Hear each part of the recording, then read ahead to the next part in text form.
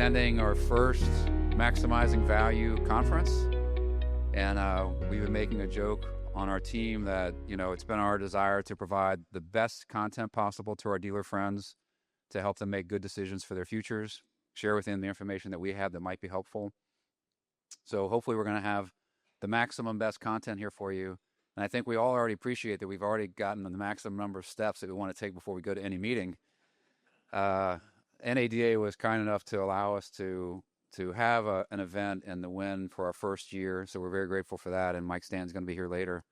And maybe at the end of the day, if you reflect upon what you learned today and you look at your watch or your phone and you see the number of steps, you'll be grateful before your head hits the pillow. So we are very grateful for your attendance today.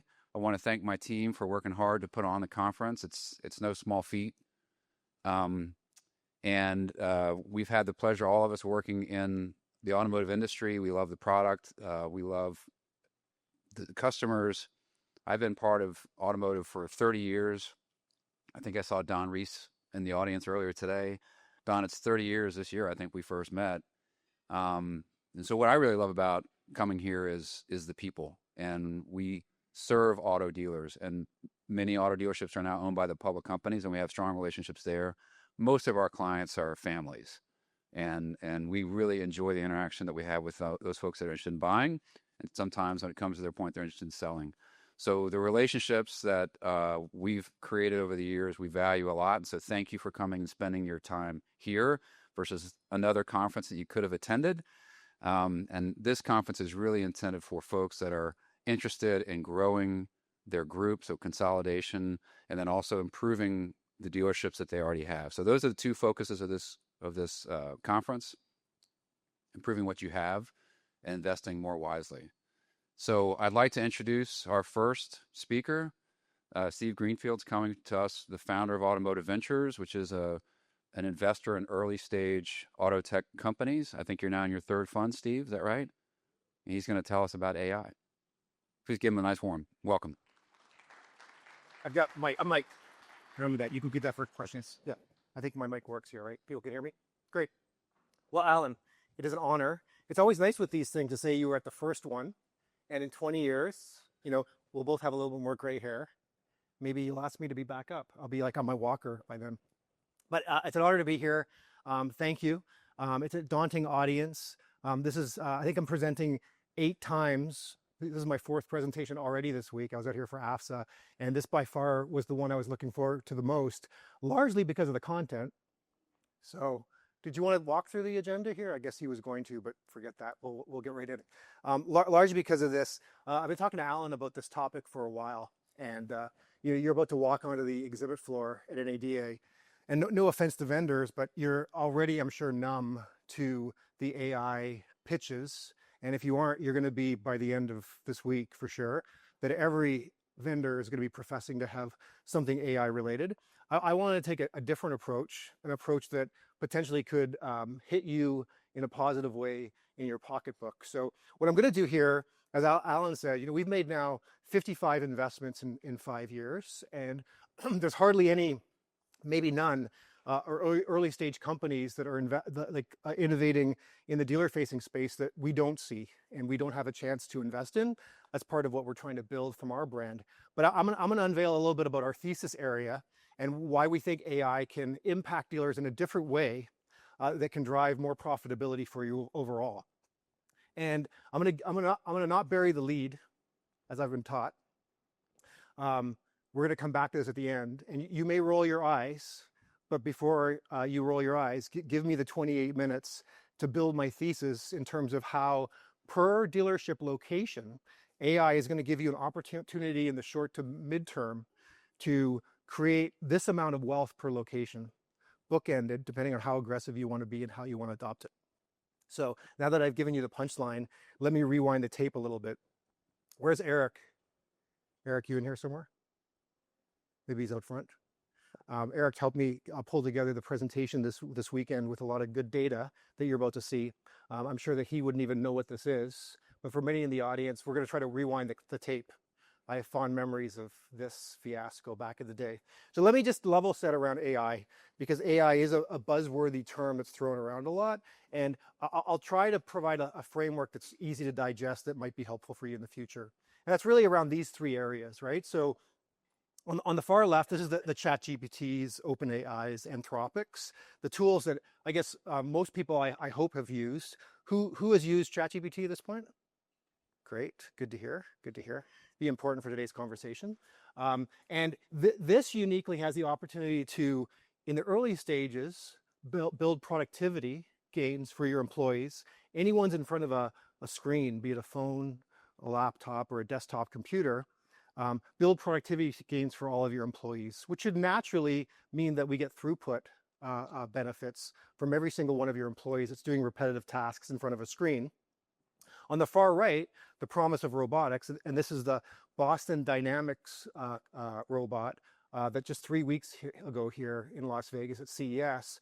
Hyundai, interestingly enough, had the largest booth in the West Hall where we're going to be tomorrow, yet no cars, all robots and automation, production line automation, which is very telling that they invested so heavily in CES. And CES is probably twice as large a convention as NADA.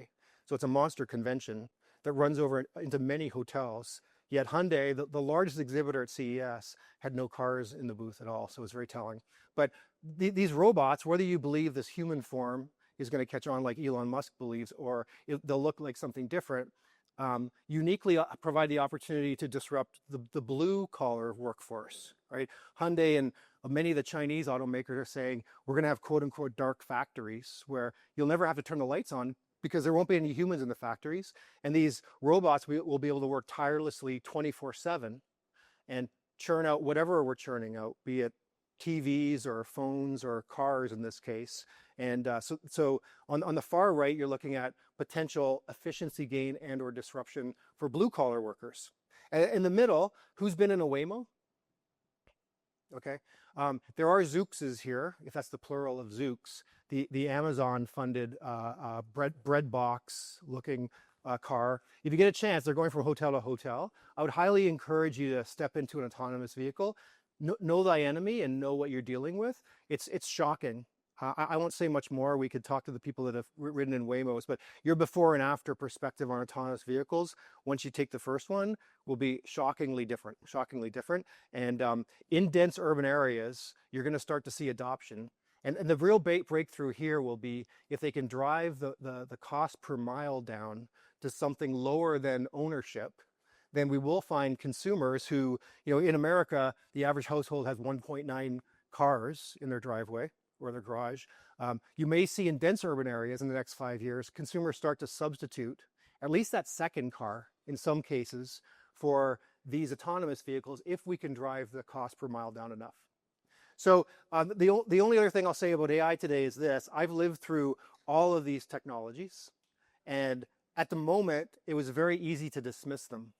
If you think of the very early PCs, they were clunky and really hard to use. You think of the early days of the internet. For those that were around and remember, you plugged your phone line into a jack in the wall, and God forbid if your mother's best friend calls and then it disconnects the phone line, and you got to start from scratch downloading that JPEG that took 20 minutes to download. If you remember those days, in the early days. And then how many people in here were BlackBerry users? How many of those people still miss that keyboard? Thank you very much. I still curse this thing. It's like my vocabulary is like 20 words. I don't really understand how this thing can't figure out what I'm trying to type. It just doesn't make sense to me. I would crack this thing in half like 5 times during the day. I get so frustrated. But when Steve Jobs first introduced this thing, as a hardcore BlackBerry user, I was like, who's going to buy a phone with a flat screen? It was like just hard to use, etc. But look how transformational. I assume many of you in this room would sacrifice me chopping off your finger than me taking away your phone for like 30 minutes at this point, because it's so integral to everything that we do. And many believe that AI can be much more transformational than these other technologies combined. And it would be too easy to dismiss the first iteration, like I was guilty of with all these other technologies, to say it's simply a different way to query data. So how many are feeling that they're already substituting what used to be Google searches for ChatGPT searches? Okay, yeah. So this is the use case that's powerful right now. It's like I get a half decent answer out of this thing, and with every iteration, it's getting better. So this is an existential threat to Google and anybody who relies on Google traffic. But I would encourage you not to think through the keyhole of saying this is only a substitute for asking questions of Google overall. Because as I'm about to show you here, I think there are big implications for all of you operating businesses. And then for the really bullish case, I don't believe this necessarily, but some believe we're on the cusp of literally untethering growth in GDP. And when the computers get smart enough, we're going to be able to outsource all of this work, be it either white collar work or blue collar work. There will be big implications on unemployment, but GDP growth will go from 2-3% a year to 10-20% compounded as this thing grows. And this is why companies like OpenAI are now worth close to $1 trillion. The most valuable private company, although now with what Elon's done this week with SpaceX, maybe SpaceX is temporarily the most valuable private company on the face of the earth. But many of the bulls that are investing in these technologies, this is why so much money is going into this, because of this promise. This technology may be more transformational than these other technologies that we lived through in the past. Okay, so I'm going to borrow a slide from Glenn Mercer. People probably know Glenn Mercer quite well. This is net profit before tax. Important slide to anchor you on for the rest of the presentation. Net profit before tax. Can I get my time up here as well, just so I can keep myself accountable? Otherwise, I will stay up here all day, Alan, all day. Not really. So this slide, if you haven't seen it, is a great slide. And by the way, if you want these slides, I'm happy to send them to you afterwards. I'll have my email on the last slide. This is net profit before tax for the average dealer location in America, according to NADA data. And there's a few interesting things here. One is not in 50 years has the average dealer in America lost money before tax, but also it's been eerily in this band of between 2 to 3%, except COVID, where we know what happened with COVID, and we've drifted back down to not quite pre-COVID 2% net to gross, but we're getting closer, it seems, with every quarter. So remember this number, because I'm going to show you this next slide, and this is where it gets dangerous, especially for those CFOs in the room. So what I did with the help of Alan and Eric this weekend was try to unpack rough financials, very crude financials for the 18,000 dealers in America. So according to my perspective, my data that I was able to collect, the average dealer generates about $62 million per year in sales. Gross profit is about $10.5 million. Expense sucks up most of that. That's how we get to that 2% net to gross number overall. And of the $9.2 million in expense, about 47%, or almost half, is labor, sales commissions and other folks that you're employing at the dealership. And that all nets out to $2.5 million net profit before tax for the average dealer in America. The publics are more profitable, as Alan reports in his report every quarter. But the average dealer, so fixate on that 2.5 for a minute, and then fixate also on this $4.3 million in expense, because I'm going to take you on a journey where there may be an opportunity to have more of that labor expense be saved and flow through to profit in the bottom line. And why it's important, there's a gentleman in the room that publishes these numbers as well, which is important to all of us in terms of the blue sky multiples by franchise, as you know, and woe be anybody who's got a link in our affinity store. I understand, on the right-hand side, but roughly here in the middle, you've got a 5 times multiple of income before tax for the blue sky value overall. So my crude math here, if you take the $2.5 million of the average dealer in America, what they're printing right now in terms of net profit before tax, multiple by the 5 times, you get a $12.3 million blue sky value. Good, you tracking? Good. Now we a little more complex. So how does AI help potentially us attack that labor bucket, save labor costs, which will drop more profit to the bottom line, which means all of your net worths go up? Well, some speculate that we are on the cusp of really unlocking productivity gains, as I said, for white collar workers, anyone who's in front of a computer screen. And yes, in the early days, probably as we're about to find out when we walk the floor here tomorrow, you're going to see there's a lot of vendors that are going to ask you to subscribe to SaaS products, right? Hey, we can drive productivity for your employees, right? Just order this like $2,000 a month add-on to the CRM or whatever it might be. And you may find in the short term, you're actually spending more money because whatever productivity gains that are manifesting as reduced labor costs are more than offset by software costs. But over time, the green bar should be a recapture, a net savings, even after spending more money on software, because these vendors, if they're doing their job well, are helping you attack productivity and helping you drive more productivity, which means every employee can be more productive. And for the same or more revenue, your costs actually shrink overall. And the green bars are net savings that you should be able to realize. So this is Steve math for you. So what I've done is I've walked through the first column. The current column is where we are today, referencing that waterfall that I showed with the green and the red and the purple. So $4.3 million in personnel expense for the average dealer in America, which is 47% of your monthly cost structure. Net profit margin or net profit before tax per year of 2.5, and multiply that times 5, and you get the blue sky at the bottom. If you believe that you could start to implement AI to help with productivity for your employees, you can play out a few different scenarios. A 10% gain, 10% reduction in labor costs, and what that would do to your net profit before tax, and thus the 5 times multiple overall. And if you were able to be more aggressive by working with vendors and or building tools in-house, then you may actually capture more profit every month, which means you multiply that by 5, your net worth's going up.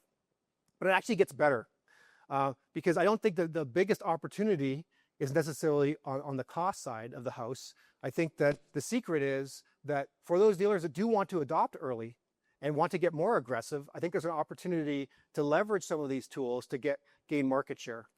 So as you look at revenue overall, whether it's on variable ops, fixed ops, or even just like, if you're very customer centric and you're saying, how do I provide a better customer experience?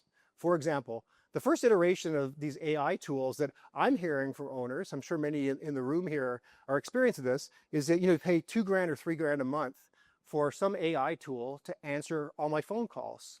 So now I'm not dropping half the calls during working hours, and after hours, every call gets answered.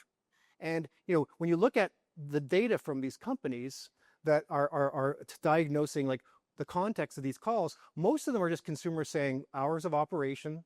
Is my car ready? How do I pay for it? When can I pick it up? When can I schedule service? Really, really easy to have AI answer phones after hours and get people scheduled for work. And there are productivity gains already. You're getting more throughput, more revenue per employee because you're able to buy a fairly rudimentary AI tool and start to attack one of the problems, which is you're not answering all the phones. And the consistency of those answers are better. So I think that there'll be all kinds of opportunity should you want to.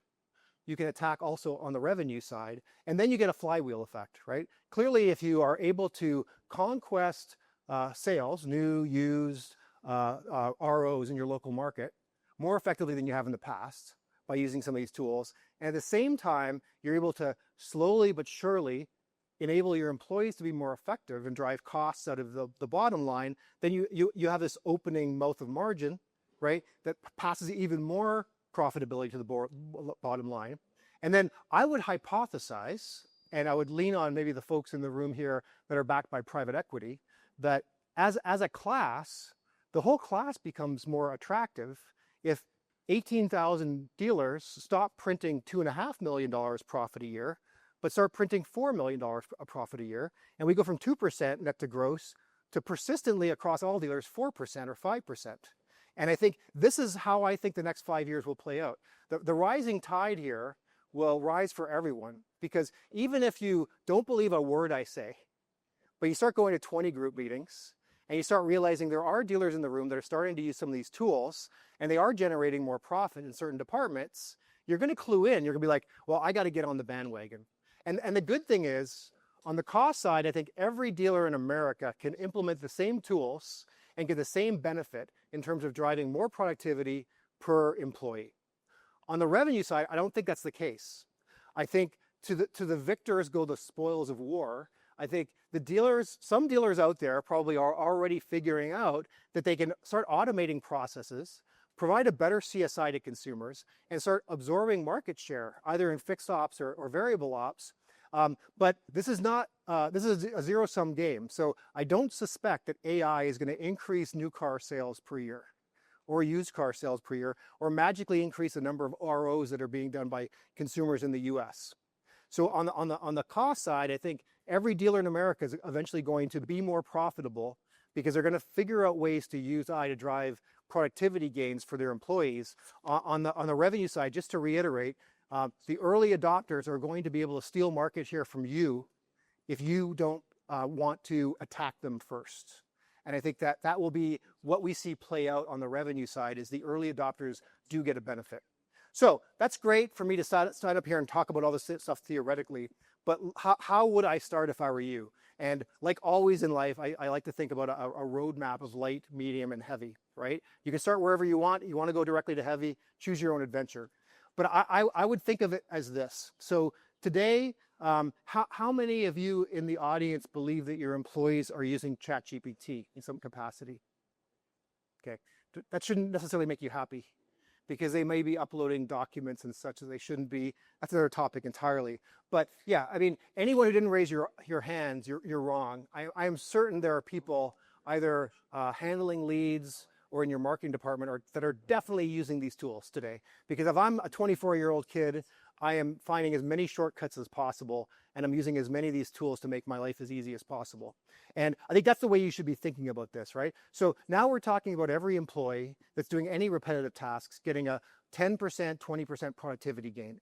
ChatGPT or whatever tools, you should be encouraging your employees in a safe environment, so they aren't leaking intellectual property out to the world, of using tools, exploring tools, and getting productivity gains. Now, what they do with that extra time, they may take more smoke breaks, as I'm about to show you, which is a different problem entirely. If you don't have a way to, as you get more productivity out of your employees, to make sure that they aren't squandering that excess time, that's another issue entirely. Phase two is the intelligent agent. So once we start giving these tools to the employees and they start realizing, well, these tools are pretty kick-ass, what are they going to do? At the end of the day, if they haven't gotten through all their tasks for the day, they're going to say, hey, I haven't contacted these 10 customers. I need to go to my kid's soccer practice. Would you mind following up on all these leads and seeing if you can get these people scheduled for the next week? And report back to me, because when I come in at 8 the next morning, my boss is going to ask me, did I follow up on those people? And I want a report that says, how successful were we with following up? The nice thing about these machines is, like, they're tireless. They'll work 24/7. And once you train them correctly, they will just grind away at work, an endless amount of work. And whereas you might, on the left-hand side with a co-pilot phase, get 10%, 20% productivity gains per employee, with the intelligent agents, an enterprising person could have any number of these things working for them. So you get a multiplicative effect. And then the phase that many don't want to talk about on the right-hand side, the light version of this is when these agents become good enough, then when you have somebody who retires or you have somebody who quits, you may elect in the future, like say, look, my employees now have become productive enough that I don't need to backfill those roles. And now we start really picking up cost savings overall. The aggressive case, if you wanted to, and we're seeing this now with tech companies like Google and Facebook, they not only are giving tools to their software developers to be more productive, they're firing software developers. They're saying, hey, the lowest performers, we're just going to get rid of. Because a good software developer with these tools can be 10x as effective as a poor performing software developer. And they're taking the opportunity here to cull the weakest within their ranks, and they will be more profitable as a result. I'm not proposing that you do that, but over time you'll have the opportunity to say, how do I continue to drive more profitability? So to further on what we should do, I think I would start holding my vendors accountable. You may have software developers, some dealers, a few dealers do, but you're probably going to have to rely on your vendors to do this kind of stuff. But you need to hold your vendors accountable, as always, but specifically around which metrics you want to drive overall. So let me plant 2 seeds, which I find are very curious. And I don't have a good explanation, but I have a thesis. Number 1 is this. I'm not actually going to say anything. I'll let you read this slide. And exactly. Laugh if you want. It's not that funny. I have a hypothesis why this is true. But listen, we had DMSs emerge in the 70s. We have CRMs emerge. We have the internet. Now you spend per location 30 grand a month on all these vendors we're about to see tomorrow. How can this be? Doesn't make any sense. Doesn't make any sense. So this could be as an example of one metric to say, like, hey, can I move that metric? And then hold your vendors accountable to say, I want you to move this metric. And if you don't help me move this metric, then you're fired. Good. Accountability is good. This is the second one.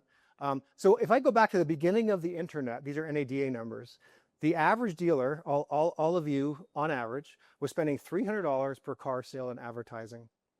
Now, we had the internet come out, we had CRMs come out, we have all these like automation tools that profess to be able to target the right consumer, follow up with the right consumer, close them at a higher rate. Yet our advertising spend divided by car sales is going in the wrong direction consistently every single year. This is another metric. If I was a CMO of a dealer group, I'd probably say, get all my vendors together, have a conference and say, look, I don't like this, and I'm going to shave $100 per year off of this, and the weakest of you will not be with me in a year. If you can help me drive down costs, advertising costs per car sale, then you're going to be with me. You're going to be my best friend. Otherwise, I'm not going to have you in a year. So I do think that now would be the time to think of which metrics you want to drive, hold the vendors accountable. And to be honest with you, you should be indifferent whether this is powered by AI. Look, 5 years from now, we will not be talking about AI because AI will be woven into all these tools. And I don't know what those tools will look like, but AI is a very popular buzzword today. It's just a different way of approaching automation.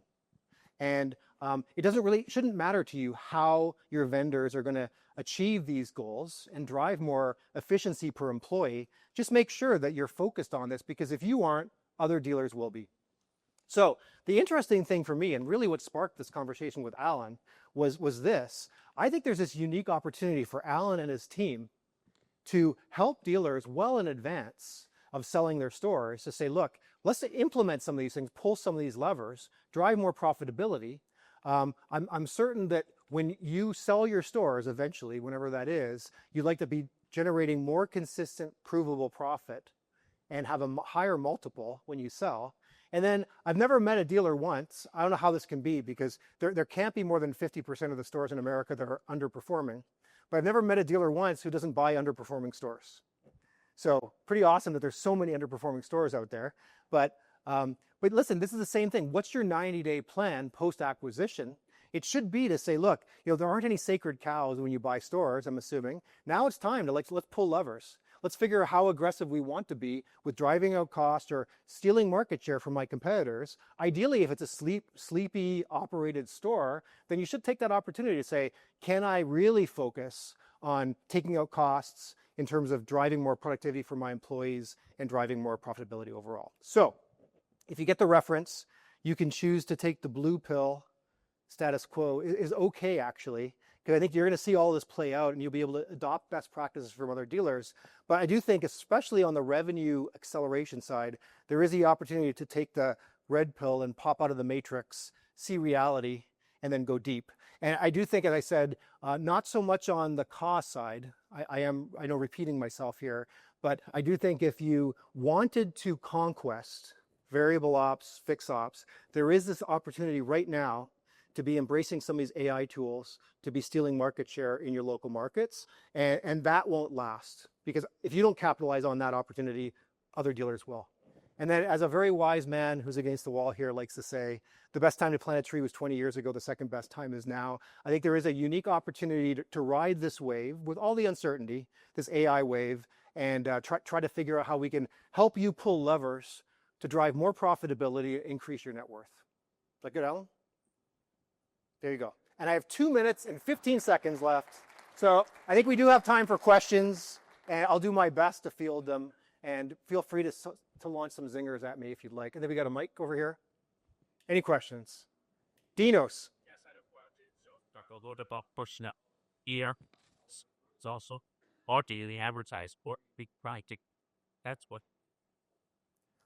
Yeah. So there was a Well, I'll reiterate. So Dino said personnel costs is great, but there's also this big elephant in the room, which is advertising spend, and how he thinks advertising spend will play out. So interestingly enough, so Brendan over here, when he was with a different store that is to be not to be disclosed, I met with him, and I was shocked at how low his advertising cost was per consumer. Shocking to me, because they focused maniacally, my words, not his, on customer experience, like customers that would buy, their 5 cars in a row and service all their cars, and they would never think about buying from a different car. So I think it's all around the customer experience, holding your vendors accountable and say, look, I really want to increase customer experience to drive loyalty.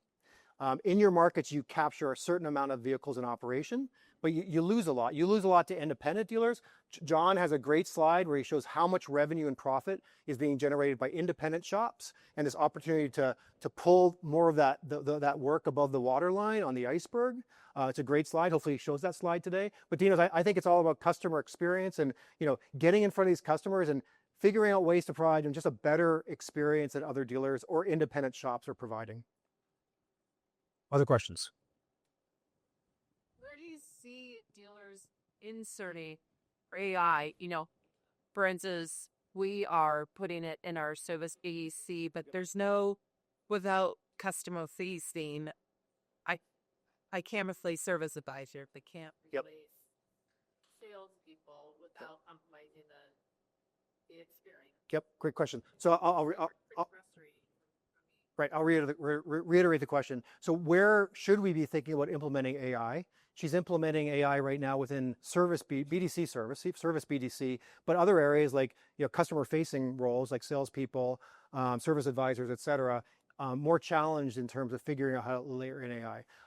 I would attack, no sacred cows here, the BDC. I think 5 years from now, dealers are going to look back at BDCs, where service BDC, sales BDCs, say, why on earth did I have low-paid people that have drug problems, that call in sick, that quit, high turnover? These are the people that I'm trusting to be my first line of defense from a customer experience. It's like, it doesn't make any sense to me. And I'll challenge you with this. It's like, when's the last time you talked to a human at Amazon? Who's an Amazon Prime customer? And for those that didn't raise your hand, somebody in your household is. So you're all Amazon Prime customers. When's the last time you talked to anybody at Amazon? And is their CSI bad? No. Because you know what? I don't want to talk to a customer. And frankly, when I get on a chat and I've got, they sent me the wrong product or whatever, I have to return it. I have no idea if that's a human. It probably isn't a human, but I don't really care because they resolve my problem immediately in a great way that's very pleasing, and they take off all the rough edges. So I do think that, I would just encourage you to be very open-minded, look around all the different departments of the dealership and say, if there weren't any sacred cows, what would I attack? And I think the BDC is definitely, as you're doing, get rid of those people. Like, get rid of them. And let them go on down the road to better jobs somewhere else. They're going to turn over anyway. So as they turn over, just don't backfill them. Are you seeing other dealerships do, other than BDC, which isn't obvious? Yeah. Are you seeing other dealerships do other parts? Just really, as you'll see here, the real thing that I'm hearing from owners is phone call handling. Phone call handling in general, just turning it on, even just for the phone calls after hours. Turn that on, getting nodding here. I mean, it's amazing. And by the way, we looked at all those vendors. We didn't invest in any of them. Not to say that's good or bad, but I don't think they're particularly differentiated. I don't think those businesses are defensible from an investment standpoint, because some kids a year from now are going to come out with better technology, and it's going to be great for all of you. So don't sign long-term contracts with any of them.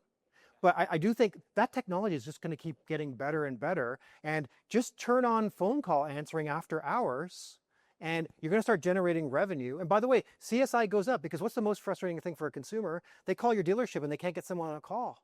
It's like really annoying. And then they might call your competitor. So I think that's low-hanging fruit. I would look for tools for your BDC reps to begin with, just to be more productive. There's tools that you can go find at NAD for that. And then phone call answering, start there. That's the lightest version. And you'll find immediate benefit from what I'm hearing from dealers. And then you dip your toe in and start to figure out how you want to go heavy later.